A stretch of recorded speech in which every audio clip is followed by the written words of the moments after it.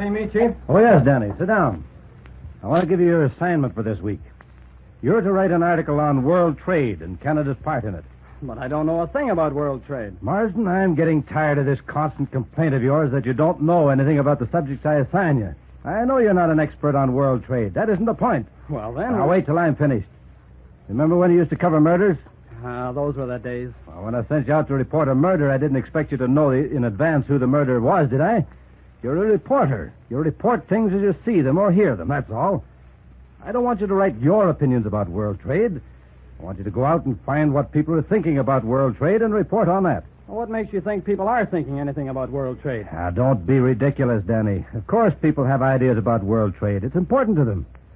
You know that 1/3 of Canada's national income depends on our trade with other countries? Oh, that may be so, Chief. But I'll bet you 9 people out of 10 in this city don't know that. They never give world trade a thought from one year's end to another. Now, one of the worst mistakes a newspaper man can make is to underestimate the intelligence of the man in the street. I hope you're not going to be guilty of that mistake. Chief, I don't underrate people's intelligence, but why should the average Joe get worked up about foreign trade?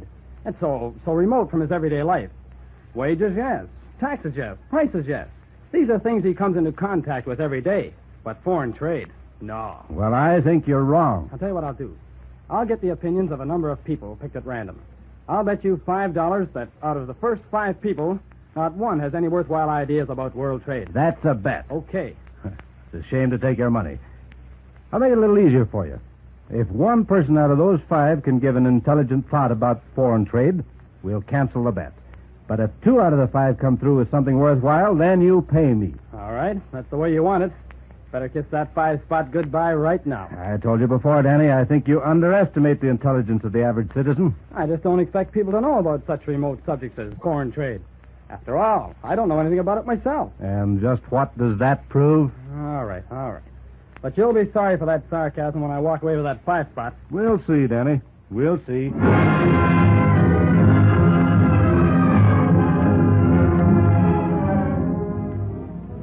It's none of my business, Danny, but it seems to me you've made a pretty rash bet. No, nonsense. For this assignment, Nellie, we're going to use an absolutely new and different technique. We're calling on outside help. Oh, who? A good friend of mine, Neil Hamilton. You mean the radio announcer? The man who runs the Man in the Street quiz broadcast? That's him. He happens to be a good interviewer, and if you've listened to his Thursday afternoon programs, you'll have noticed that he gets a lot of serious questions in among the light stuff. Well, I've persuaded him to run a question about world trade in his next broadcast. That'll be tomorrow afternoon. All we have to do is listen and collect. I might have known that any idea you'd cook up would get you out of some work. Now, Nellie, is that fair? You better speak nicely to me, my girl. Because after I win the boss's $5, I'm thinking of buying you a bang-up dinner with it. Oh, boy. I'm on your side, Danny. That's the girl, Nellie. I'm going to phone Hamilton at the radio station and make sure he's got the whole thing straight. Let's see. What's the number? Here it is.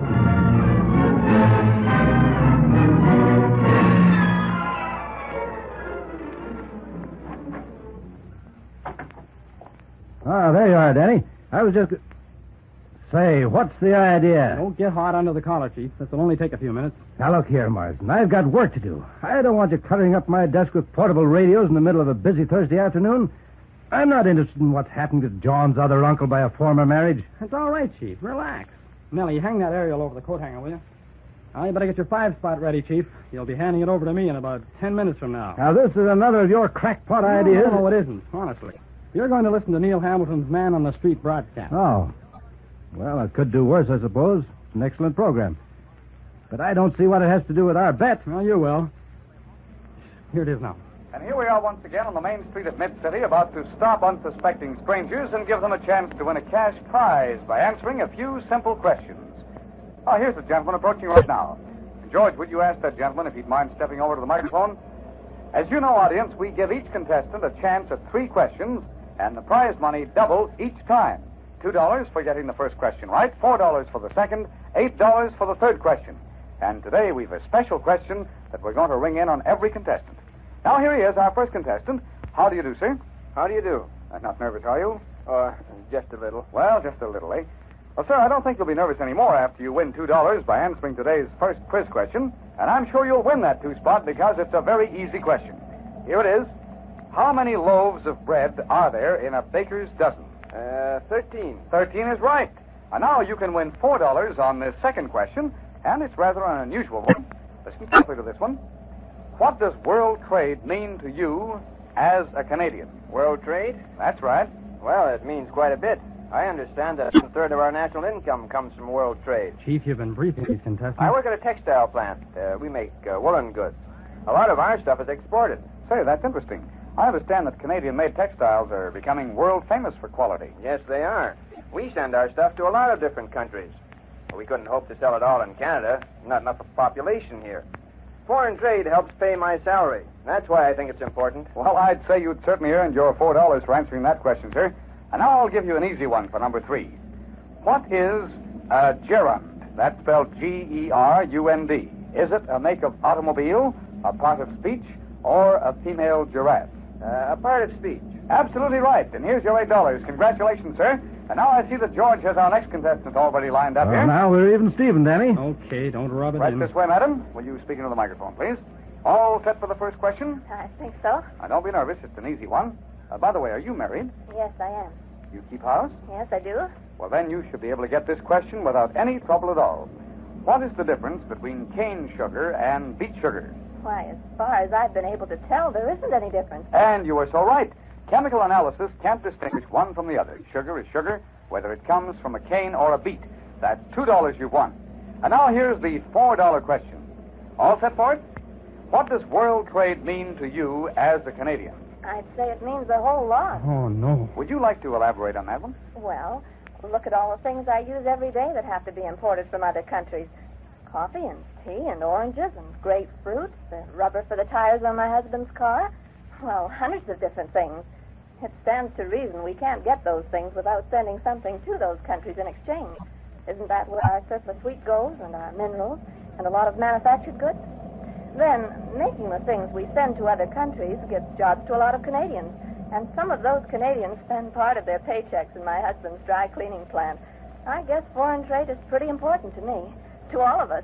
You're absolutely right, madam. And you've won yourself $4. And now here's the $8 question. Listen carefully. Yes, sir. And having answered that first question correctly, you'll want to go on to the second. It is, what does world trade mean to you as a Canadian? It would mean a lot if I were a Canadian, but I'm an Englishman on a business trip to this country. Foreign trade, as you probably know, is absolutely vital to Britain. We want to sell everything we possibly can to you Canadians, although we know, of course, that we'll have to buy things from you in return. World trade isn't quite so much a light and death matter to you people over here, but it's still pretty important. Very important, in fact. And one thing you'll have to watch is that you don't start to price yourselves out of the market. You've got a wonderful standard of living here, but you have to remember when you're trying to sell things abroad that other countries have lower standards and can't afford high prices.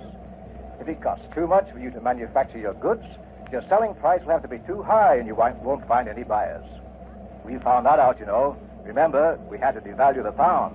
Well, thank you very much, sir, for a very good answer. And now, here is your first question. And now, sir, for your second question. What does world trade mean to you as a Canadian? Plenty, believe me. I happen to be on the National Affairs Committee of the Mid-City Chamber of Commerce, and we've looked into this foreign trade question pretty thoroughly. Half of the manufacturing plants in mid-cities send their products to other countries. Foreign trade isn't as simple as trading within the borders of your own country. You run into a lot of problems. For one thing, there's the currency problem. Would you tell us just a little bit more about that? Well, as Sir Stafford Cripps pointed out some time ago, 2/3 of what Britain is buying in Canada is being paid for by credits or by martial aid dollars. That condition can't go on forever. Through import and export restrictions and foreign exchange controls, the government is showing a tendency towards intrusion into private business relations. This aggravates problems of international trade. We in the Chamber of Commerce believe the businessman should be consulted more about foreign trade problems. After all, he's the one who does the trading. His knowledge and experience should be worth quite a bit. Well, that sounds very reasonable, sir, and you've certainly given us an informative answer. You've really earned your prize. And now here is your third and final question for $8. And now for your second question, sir. What does world trade mean to you as a Canadian? It means my livelihood, that's all. You see, I run a tourist camp.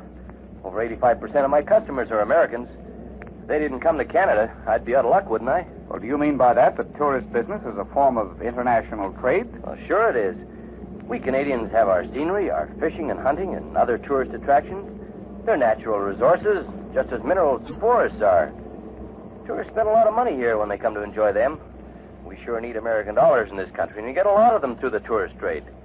And with those American dollars, we can buy the goods we need from the United States that aren't manufactured here.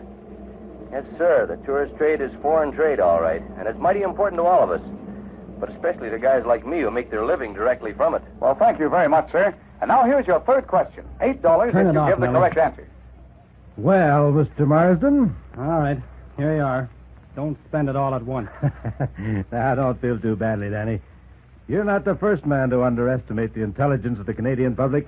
Well, I guess I'll have to admit I pulled a boner on this deal, Chief. It should be a good lesson to you not to gamble. Yes, and how about that bang-up dinner you were going to buy me? If I won, I said. What you said was when you won. This should be a good lesson to you not to be so cocksure of yourself. Well, you two quit picking on me. I'm leaving. Where are you going, Danny? I'm going to the library to do a little reading. Find out something about Canada's foreign trade. I think it's time I caught up with my fellow Canadians. They all seem to be way ahead of me on that subject.